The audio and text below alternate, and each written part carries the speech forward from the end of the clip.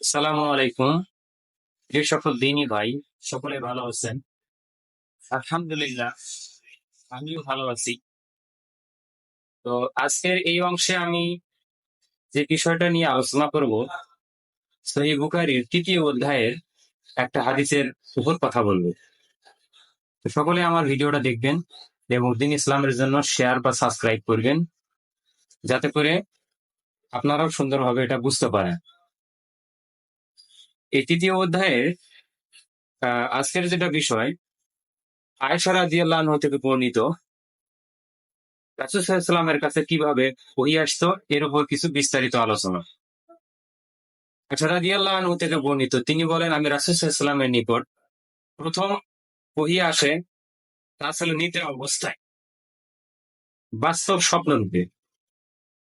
তার স্বপ্নগুলো প্রভাতের আলোর ন্যায় ছিল, উজ্জ্বল। মানে আমরা যেমন দৃষ্টি দিয়ে দেখতে পাচ্ছি, মুহাম্মদ সাল্লাল্লাহু আলাইহি ওয়াসাল্লামের স্বপ্নগুলো এরকম ছিল, সুস্পষ্ট দেখা যেত। তারপরে তিনি নির্জন জায়গা হিসেবে হেরার গুহায় অবস্থান করেন। পরবর্তীতে নিরিবিলি পরিবেশ হিসেবে মোহাম্মদ সাল্লাল্লাহু আলাইহি ওয়াসাল্লাম যে জায়গাটা নির্ধারণ করেন সেটা হচ্ছে হেরার গুহা। তিনি সেখানে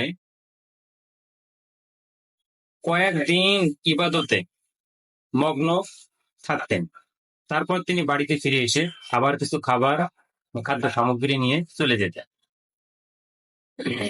তারপর ফেরেশতা বলেন, মোহাম্মদ সাল্লাল্লাহু আলাইহি ওয়াসাল্লামকে যখন জিবরাইল আলাইহিস সালাম চলে আসতেন, তখন ফেরেশতা উনি তাকে জিজ্ঞাসা করতেন যে, পাঠ করুন হে আল্লাহর রাসূল। তিনি বললেন, আমি তো পড়তে জানি না। সে আমাকে জড়িয়ে ধরে চাপ দিল, আমি খুবই কষ্ট পেলাম।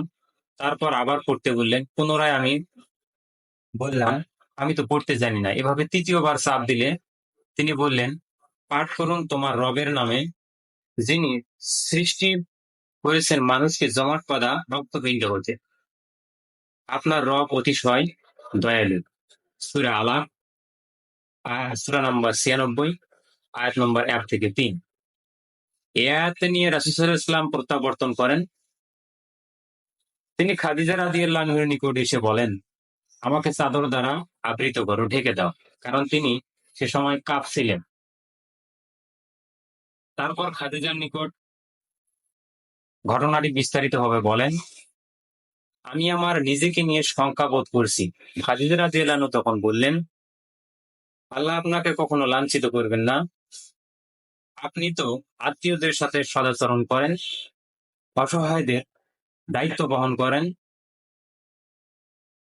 তারপর খাদিজা রাদিয়াল্লাহু আনহা তার চাচাতো ভাই আব্দুল উজ্জার নিকট গেলেন, যিনি অন্ধকার বা জাহেলি যুগে ঈসাই ধর্ম গ্রহণ করেছিলেন। শেষে তিনি বৃদ্ধ এবং অন্ধ হয়ে মারা গিয়েছিলেন। ওনার চাচা খাদিজা রাদিয়াল্লাহু আনহু মুহাম্মদ সাল্লাল্লাহু আলাইহি ওয়াসাল্লামের কথাগুলো শুনতে বললেন।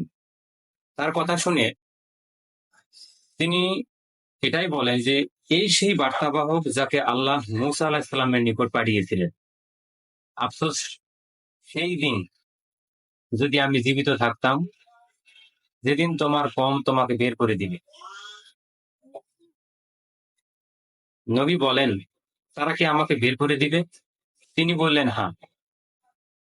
তোমার মতো যারা ওহী নিয়ে এসেছেন তাদের সঙ্গে এরূপ আচরণ করা হয়েছিল।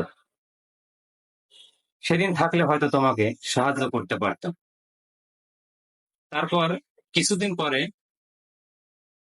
উজার মারা যান এবং পরবর্তীতে ওই সময় ওহী আসা বন্ধ হয়ে যায়।